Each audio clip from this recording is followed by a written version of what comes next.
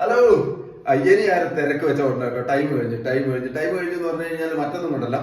നമ്മൾ അന്നൊരു ഒരു കൊച്ചിയിൽ ഇന്റർവ്യൂ ഉണ്ട് എന്ന് പറഞ്ഞിരുന്നു. അപ്പം പലരോടും ഞാൻ അന്നേരം തന്നെ പറഞ്ഞിരുന്നു ഉടനെ അപ്ലൈ ചെയ്യണം.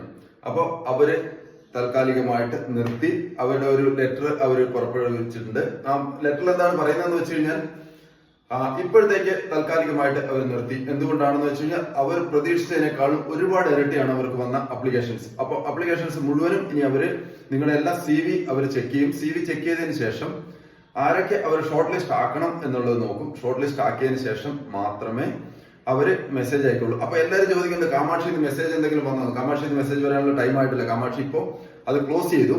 അവരുടെ അപ്ലിക്കേഷൻ എടുക്കുന്നത് ക്ലോസ് ചെയ്തിട്ട് ഇനി അവരെന്താണ് ചെയ്യാൻ പോകുന്നതെന്ന് വെച്ച് കഴിഞ്ഞാൽ അവര് ഇനി നിങ്ങളെ അറിയിക്കും. നിങ്ങൾ അങ്ങോട്ടുള്ളത് കൊടുത്തു കഴിഞ്ഞു. ഇനി അവരത് കംപ്ലീറ്റ്ലി ഡീറ്റെയിൽ ആയിട്ട് അവർ ചെക്ക് ചെയ്തതിന് ശേഷം നിങ്ങളെ അറിയിക്കും നിങ്ങൾ എലിജിബിൾ ആണോ അല്ലയോ എന്നുള്ളത്. അപ്പോൾ ഇനി ആരും കാമാക്ഷിയിലേക്ക് ഈ ഒരു കാര്യത്തിന് കൊച്ചിയിൽ ഇന്റർവ്യൂവിന് വേണ്ടിയിട്ട് ആരും അപ്ലൈ ചെയ്യേണ്ടതില്ല. കാരണം എന്ന് പറഞ്ഞാൽ ഓൾറെഡി ഞാൻ പറഞ്ഞു കഴിഞ്ഞു. അപ്പോൾ പുതിയ വേക്കൻസി വരുന്നുണ്ട്. പുതിയ വേക്കൻസി വരുന്നത് ഞാൻ ഇന്ന് വൈകുന്നേരം അല്ലെങ്കിൽ നാളെ രാവിലെ ആയിട്ട് അപ്ലോഡ് ചെയ്യാം. കുറെ വേക്കൻസി വന്നിട്ടുണ്ട് പുതിയതായിട്ട്. അപ്പോൾ stay tuned. Okay, thank you.